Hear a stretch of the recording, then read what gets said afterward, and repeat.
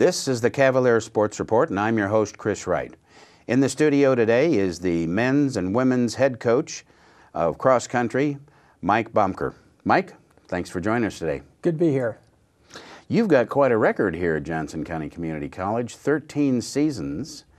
And of the men's and women's teams, of the 26 teams you've had over 13 years with the men's and the women's, 17 times you've qualified for the East Jayhawk Conference title.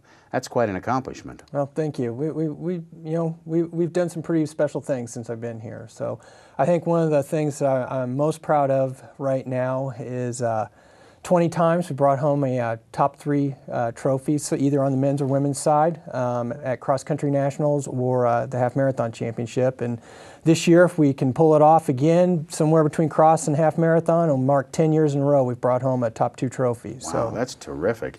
And another thing that really impressed me was out of the 26 teams, 13 seasons, 2 teams, 22 times they finished in the top 10 nationals, in the top 10 of the national teams. Yeah, that's remarkable. It's not often we're not in the top 10, so it's kind of a bad year if we're not in the top 10, and a lot of years we're competing to win a national championship. So well, and that can be a problem too. You know, if you don't hit the top 10, it's like you've failed or something. But that's quite an accomplishment in itself. Well, thank you. You know, the kids do all the work, and the athletes. I don't think most people realize how hard we work every day. It's day in, day out. We go 7 days a week. We don't take days off. A lot of times we're going twice a day. It doesn't matter if it's raining, snowing, 100 degrees or 0 outside. We're going. This. The cross country is quite a bit of an individual sport. Actually, each runner is timed individually and ranked according to how many people ran in the race, but it's still a team sport. Actually, right, this year we're doing some of the best team running we've ever done here. Our women's team, I took, just for give you an example, we took eight 800-meter runners, half milers, not actually typically what you would look for in cross country, and I've really got them bought into the fact that we have to get the first 6 in within a 30 to 40 second spread. And the ladies have done remarkably well this year. When we were down at Disney World a few weeks ago, they knocked off the 8th ranked team in the nation. So, wow. And on our guys' side, our first 4 guys, Ryan Keene, Javier Segura, Brooks Ballou, and Adis Kana. I mean, I can't say enough about those guys. I mean, we put 4 guys in the top 30 at Disney World and finished 3rd.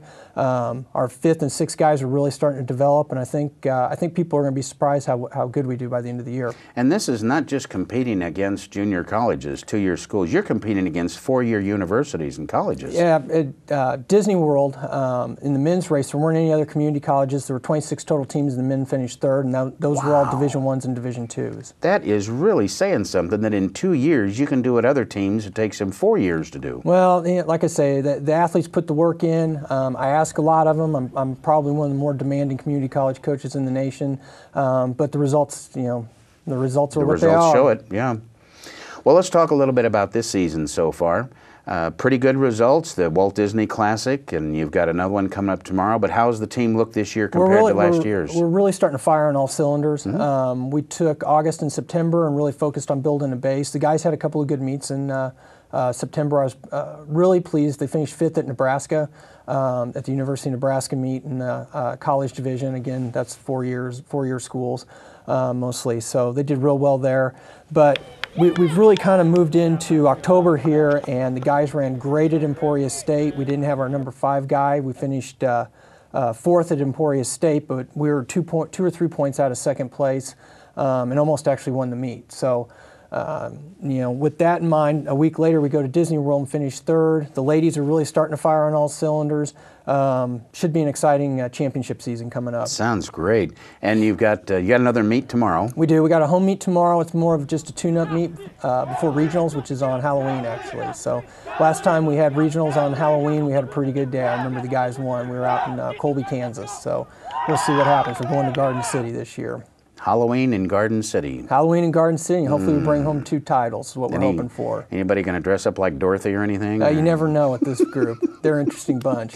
Yeah, how are they getting along? I know that's a big part of getting We're just a together big like a family. team. I always say we're a big dysfunctional family because everybody's got their problems, but we all get along great, and the athletes are The one thing that's different probably about the cross-country teams, because the distance runners, they have to travel year-round together, and we literally end up, it's a real family atmosphere. So fortunately or unfortunately, we're all forced to get along. So yeah, it could be pretty gruesome if you didn't get along. It can be. I've had some years when that doesn't happen. Team chemistry can be a big part of a team effort too. Yeah, we got great team chemistry right now. Everybody's supporting each other, and we're really looking to go to regionals and sweep those titles. What's your role as the coach when you want good team chemistry, but maybe you're slipping a little bit? What do you do to... I'm a parent, I'm a coach, I'm a psychiatrist, I'm a therapist, you name it.